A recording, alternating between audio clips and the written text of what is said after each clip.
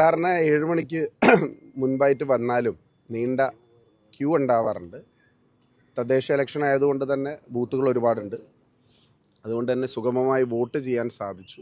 എൻ്റെ ബൂത്തിൽ തിരക്കുണ്ടായിരുന്നില്ല. അതുകൊണ്ട് തന്നെ ആദ്യ വോട്ടറായിട്ട് വോട്ട് ചെയ്യാൻ സാധിച്ചു എന്നുള്ളതൊരു സന്തോഷമാണ്.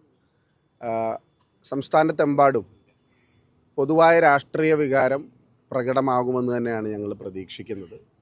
രാഷ്ട്രീയ വിഷയങ്ങൾ തന്നെയാണ് ഈ തെരഞ്ഞെടുപ്പിലും ചർച്ച ചെയ്യുന്നത്. പ്രാദേശിക തെരഞ്ഞെടുപ്പാണെങ്കിൽ പോലും ജനങ്ങൾ സംസ്ഥാന രാഷ്ട്രീയത്തിനെ കൂടി വിലയിരുത്തുന്ന ഒരു തെരഞ്ഞെടുപ്പാകും എന്ന് ഞങ്ങൾ പ്രതീക്ഷിക്കുകയാണ്. ഇവിടെയാണെങ്കിൽ നഗരസഭയ്ക്കെതിരെയുള്ള ഒരു ശക്തമായ പ്രതിഷേധമാകും.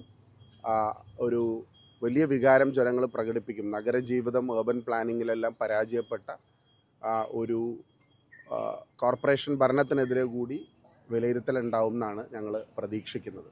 വെള്ളക്കെട്ടാണെങ്കിലും കൊതുക് ശല്യമാണെങ്കിലും തെരുവുനായ ശല്യമാണെങ്കിലും എയർ പൊല്യൂഷൻ അടക്കമുള്ള വിഷയങ്ങളിൽ വലിയ പ്രതീക്ഷയുണ്ടായിരുന്ന വിഷയങ്ങളിൽ വലിയ നിരാശയാണ് ജനങ്ങൾക്ക് ഉണ്ടായിട്ടുള്ളത്. അപ്പോൾ ഞാൻ നേരത്തെ പറഞ്ഞ പോലെ ഇന്നലെ ഞാൻ കോഴിക്കോടായിരുന്നു.